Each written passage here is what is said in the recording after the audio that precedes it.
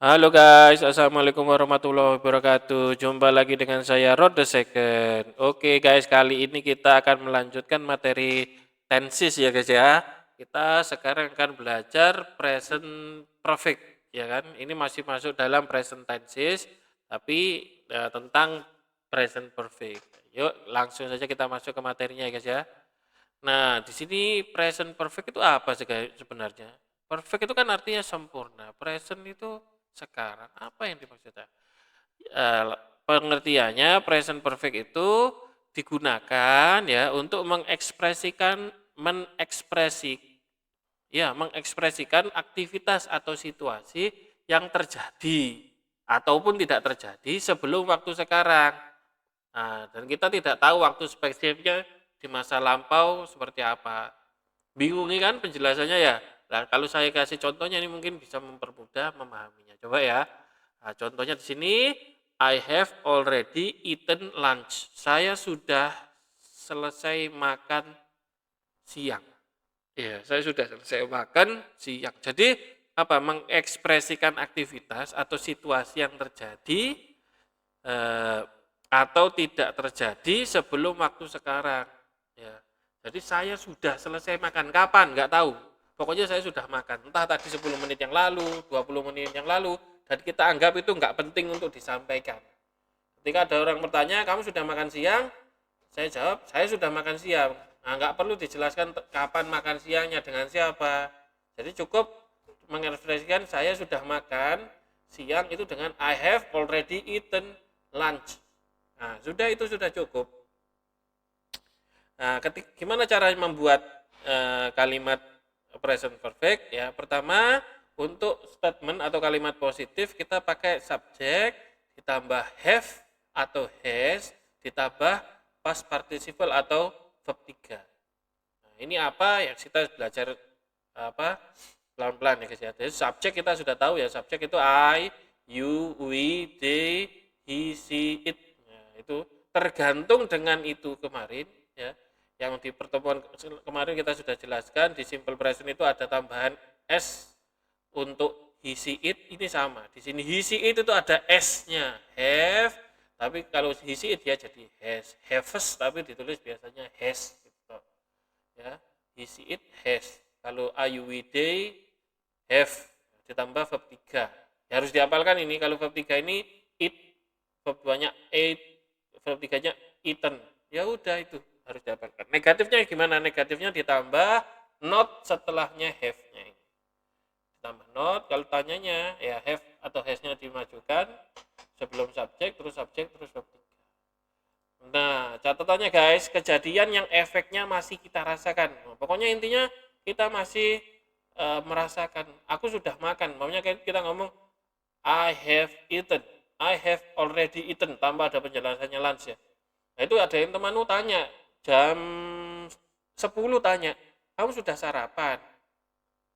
I have eaten, saya sudah makan. Tadi jam berapa? Jam 6 kah? Jam 7 kah? Jam 8? Enggak masalah, pokoknya saya sudah makan.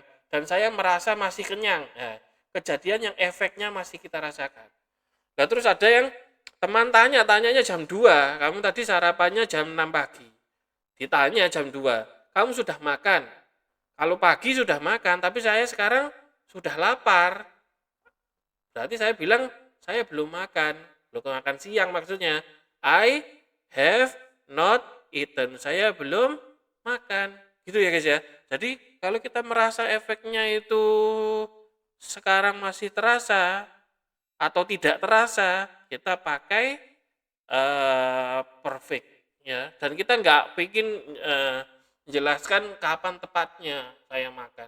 Kita nggak ditanya kamu tadi sarapan jam berapa, kan bukan ditanya gitu.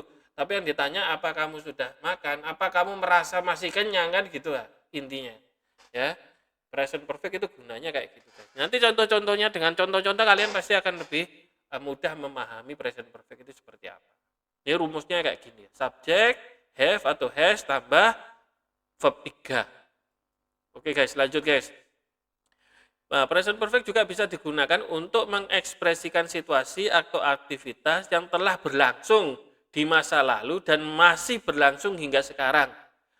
Ya, dan hingga sekarang, maka digunakan kata depan preposition since atau for, biasanya itu ya untuk mengekspresikan situasi atau aktivitas yang telah berlangsung dari masa lalu dan masih berjalan sampai sekarang. Gimana, tambah bingung? Nah, nggak usah bingung guys, contohnya ada. Nah, contohnya gini penggunanya, we have been in class since 10 o'clock this morning. Kita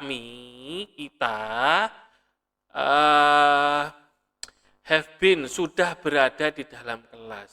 Ini ya, have been ini bentuknya nominal ya, nominal sentence saja ya. Nominal sentence. Coba pelajari lagi video sebelumnya tentang sentence ya. Ini nominal sentence. We have been in class since, sejak 10 o'clock this morning. Sejak jam 10 tadi pagi. Jadi efeknya kita ini bukan masalah efek ya. Ini kita menjelaskan berapa posisi kita, kondisi kita ya. Ini menjelaskan kondisi kita, kondisinya sudah ada di kelas sejak jam 10 pagi ya. Jadi untuk mengekspresikan situasi yang telah berlangsung di masa lalu ya, ini sudah jam 10 masa lalu dan masih berjalan sampai sekarang ya, digunakan since. Saya sudah, I have been in class, kami sudah berada di kelas sejak jam 10 tadi ya. Dari jam tadi 10 sampai sekarang kita nggak keluar-keluar, sudah ada di kelas terus. Berapa lama ya? Nggak tahu ya. Since digunakan untuk itu ya guys ya. Ya, penggunaan since sekarang. Kapan since itu digunakan? Tadi kan ada since dan for ya. Since itu digunakan untuk mengekspresikan situasi atau aktivitas yang telah berlangsung pada waktu yang spesifik di masa lalu, masa lampau, dan masih berjalan hingga sekarang. Kita mengini ya, ketika kita pakai since, kita menitik beratkan, memberitahukan atau menekankan kapan kita mulainya. Contoh, I have been here, saya telah berada di sini sejak, tinggal di sini atau berada di sini sejak, tadi contohnya 10 o'clock, jam 10, atau sejak Jumat, sejak bulan Mei, sejak tahun 2020, sejak kemarin atau minggu lalu, bulan lalu ya. Bentuk contohnya gini, main clause-nya, kata kerja utamanya I have been here, kata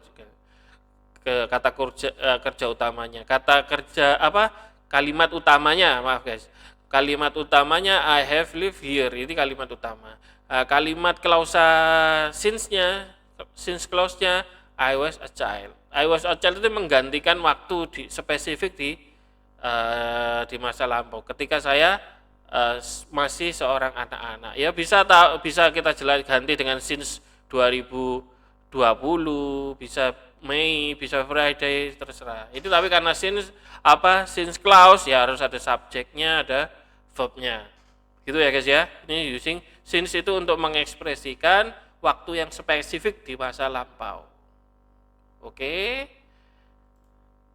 Nah, kalau for, using for, kapan for digunakan? For digunakan untuk mengekspresikan durasi berlangsungnya sebuah situasi.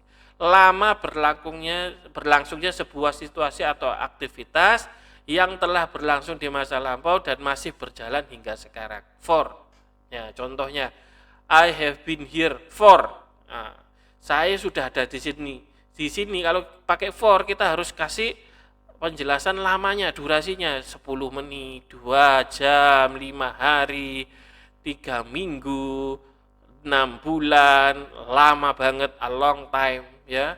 Jadi kita catatannya gunakan for ketika noun dalam bentuk jamak ya. Kalau ada s-nya ini ya dalam bentuk jamak kata bendanya itu hours, days, weeks, itu kita pakai for, jangan pakai since ya. Dan jangan gunakan since. Kalau ada ss-nya ini pakai durasi yang menekankan durasi ini kan 10 menit gitu ya. Itu pakai since. Pakai for, salah. Since jangan pakai ya. Since itu untuk tadi untuk waktu spesifik di masa lampau. Oke, lah sekarang present perfect progresif. Lah progresifnya gimana? Apa ada present progresif ada ya. Present perfect progresif digunakan untuk menekankan berapa lama sebuah aktivitas sudah berlangsung sebelum sekarang ya. Contohnya gimana? I have been driving since 2 o'clock. Saya sudah menyetir. Ya, tadi kan here tadi kata nominal sentence. Kalau di sini pakai verb ya. I have been plus verb ing. Driving since 2 o'clock. Ini untuk menekankan waktu spesifik di masa lampau. Dari jam 2, saya sudah nyetir dari jam 2. Atau I have been driving for. Kalau for dipakai untuk yang nounnya itu jamak bentuk banyak ya, 2 hours, 2 jam. Sudah nyetir 2 jam. Itu ya. Pokoknya digunakan untuk menekankan berapa lama. Kalau saya sudah berdiri sejak jam 1 gitu. I have been standing since 1 o'clock. Itu. Saya sudah berdiri 10 jam di sini. Apa saya sudah menunggu kamu 2 jam? I have been waiting for you 2 hours. I have been waiting for you for 2 hours gitu. Untuk menekan saya sudah lama nunggu di sini, sudah ada sudahnya. Ya, bukan cuma I'm waiting for you, maksudnya saya menunggu kamu itu kan ya saya sedang menunggu kamu. Tapi kalau menekankan saya sudah menunggu kamu 2 tahun harus pakai present perfect progressive. Gimana positifnya? Kalimat positifnya subjek tambah have atau has tergantung dengan subjeknya tadi ya, tambah been tambah verb ing. Negatifnya setelah have atau has ditambah not, kalimat tanyanya have atau has-nya ditukar sebelum subjek, ada been verb ing. Itu ya guys ya. Nanti kedepannya akan saya bikinkan video bagaimana cara membuat pertanyaan ya menggunakan semua tenses. Gimana sih apa rumusnya untuk membuat pertanyaan ya. Itu ya guys ya. Sudah selesai videonya. Kalau masih bingung silakan diputar kembali. Kalau masih bingung muter bolak-balik, masih bingung silakan tulis pertanyaan di kolom komentar. Sekian saja, terima kasih, sampai jumpa di pertemuan selanjutnya, materi selanjutnya. Wassalamualaikum warahmatullahi wabarakatuh.